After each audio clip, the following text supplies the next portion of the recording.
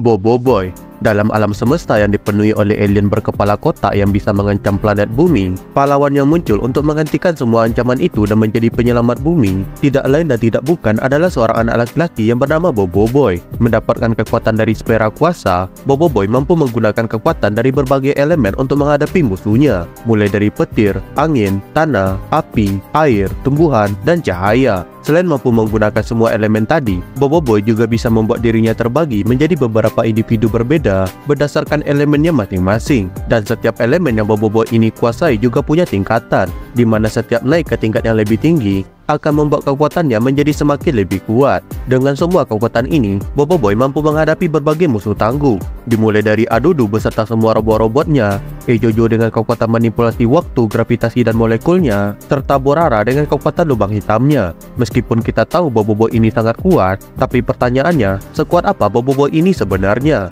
Untuk menjawab pertanyaan ini, kita akan lihat dan ukur kekuatan masing-masing dari kekuatan elemental Boboiboy ini dari yang terlemah sampai yang terkuat. Dari yang terlemah dimulai dari Boboiboy daun dan duri. Kekuatan daun ini muncul pertama kali ketika melawan Borara, dan saat pertama kali muncul, kekuatan daun ini sudah berada pada tingkatan kedua dan berevolusi menjadi kekuatan duri. Boboiboy daun punya kekuatan berupa mengendalikan daun serta tanaman sebagai senjatanya. Serangan daun ini juga memiliki berbagai efek kepada targetnya, misalnya seperti membuat targetnya merasa gatal atau bahkan bisa membuat targetnya tidak bisa bergerak. Meskipun Boboiboy daun dan duri ini cuma menggunakan daun serta tanaman sebagai senjatanya, namun daun dan duri yang Boboiboy kendalikan ini punya ketahanan yang sangat hebat. Bahkan daun yang Boboiboy ini keluarkan mampu menahan serangan langsung dari Kapten Separo, yang mana serangan itu bisa membuat lingkungan dan bangunan di sekitar mereka terancam musnah. Belum lagi akar berdurinya yang mampu menahan Borara dan mengikat bongkahan batu yang sangat besar ini. Kemudian selanjutnya ada Boboiboy angin dan topan. Boboiboy angin muncul pertama kali saat Boboiboy baru mendapatkan kekuatan pengendalian elementalnya. Lalu kekuatan anginnya ini berevolusi menjadi kekuatan topan saat Boboiboy angin kehilangan kontrol emosinya akibat efek samping memakan biskuit Jaya. Boboiboy angin dan topan punya kemampuan untuk mengendalikan angin sebagai serangan maupun pertahanan dirinya. Angin yang dia kendalikan bisa menerbangkan musuh,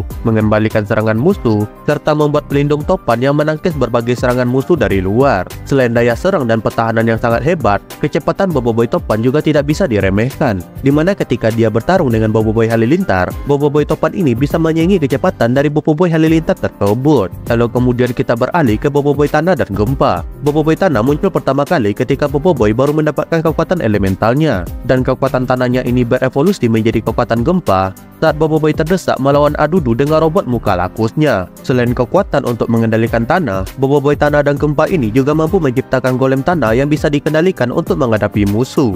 Golem yang dibuat oleh Boboiboy gempa ini juga bisa menjadi lebih kuat tergantung materi yang bercampur di dalam tanah. Misalnya seperti golem kristal yang pernah Boboiboy ini gunakan ketika melawan Borara. Selain golem tanah yang berbentuk biasa, Boboiboy gempa juga bisa menciptakan golem naga tanah, yang mana golem naga tanah ini diperlihatkan bisa memberikan perlawanan sengit ketika berhadapan dengan naga bayang milik Ejojo. Di samping hal itu, golem tanah ini juga bisa dikombinasikan dengan elemen Boboiboy yang lainnya, ataupun dikombinasikan dengan kekuatan orang lain, yang mana hal ini membuat serangan Boboiboy gempa menjadi semakin bervariasi dan semakin lebih kuat. Kemudian selanjutnya ada Boboiboy api dan Blast. Boboiboy api pertama kali muncul di saat Boboiboy merasa stres dan tertekan karena terlalu kelelahan akibat tugas kepahlawanannya. Boboiboy api punya serangan berupa bola-bola api yang bisa dengan mudah melenyapkan banyak bangunan dan berpotensi menghanguskan satu kota jika dilepaskan secara terus-menerus. Dan di saat Boboiboy api ini naik ke tingkatan kedua, Boboiboy api akan berevolusi menjadi Boboiboy Blast, yang mana semua serangan maupun kekuatan apinya jauh lebih kuat jika dibandingkan dengan api dari Boboiboy api. Bahkan Boboiboy Blast ini juga ditunjukkan mampu menciptakan serangan meteor sebesar gunung, yang mana jika dihitung energi dari meteor sebesar ini bisa menghasilkan energi sebanyak 2.550.000.000 ton TNT, atau setara dengan energi dari 170.000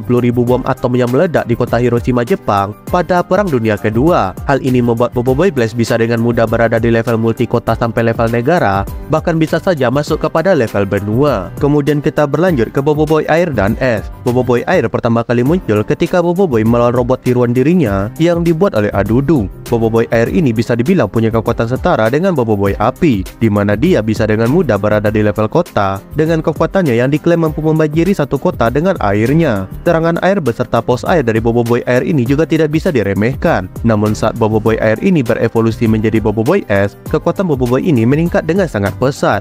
Dia mampu menciptakan gunung es yang bisa menandingi meteor dari Boboiboy Blast, dimana seperti yang kita tahu, jika energi dari meteor itu saja, energinya bisa setara dengan ribuan bom atom. Lalu salah satu prestasi terbaik dari Boboiboy es ini adalah saat dia membekukan tornado api hanya dalam sekejap mata. Tornado api dengan suhu yang hampir mencapai 2000 derajat Fahrenheit atau lebih dari 1000 derajat Celcius ini bisa langsung membeku dan mencapai titik 0 derajat hanya dengan satu tembakan pembeku dari Boboiboy es ini.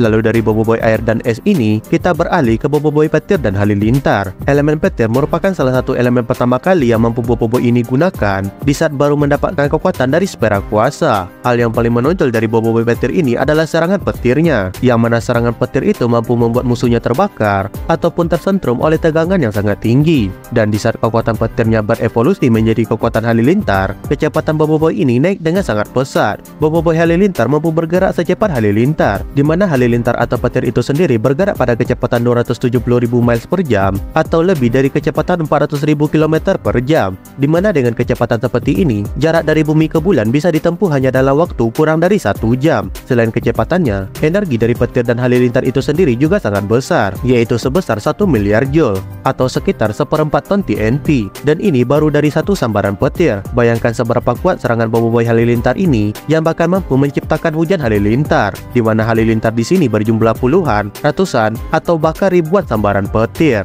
Dan satu lagi hal yang mengagumkan dari kekuatan petir dan halilintar ini adalah energi panasnya. Panas yang dimiliki oleh petir jauh lebih panas jika dibandingkan dengan api biasa. Bahkan panas dari petir dan halilintar itu jauh lebih panas daripada permukaan matahari, yang mana permukaan matahari hanya bersuhu sekitar 5700 derajat Celcius, sedangkan panas dari petir dan halilintar itu sendiri sekitar 30.000 derajat Celcius. Jadi jika dilihat dari kecepatan energi serangan dan panas yang sangat luar biasa ini, tidak salah jika kita menempatkan Boboiboy petir dan halilintar ini pada posisi terkuat yang kedua. Dan untuk posisi yang pertama, tentu saja ditempati oleh Boboiboy cahaya dan solar. Boboiboy ini unggul dalam segi kekuatan, kecepatan, serta kekuatan serangannya. Boboiboy solar bisa bergerak secepat cahaya, yaitu sekitar 300.000 km per detik, dimana dengan kecepatan ini, Boboiboy solar bisa saja dengan mudah mengitari bumi sebanyak 7 kali dalam waktu kurang dari 1 detik. Selain kecepatan secepat cahaya ini, serangan dari Boboiboy solar juga sangat luar biasa. Dia dapat menembakkan serangan energi yang bahkan mampu menghancurkan black hole raksasa milik Borara, dimana dengan ukuran black hole yang hampir sebesar pulau ini, black hole Borara ini diperhitungkan punya massa yang lebih besar berkali-kali lipat daripada massa matahari, dan black hole tersebut lenyap hanya dengan satu serangan energi dari Boboiboy solar ini.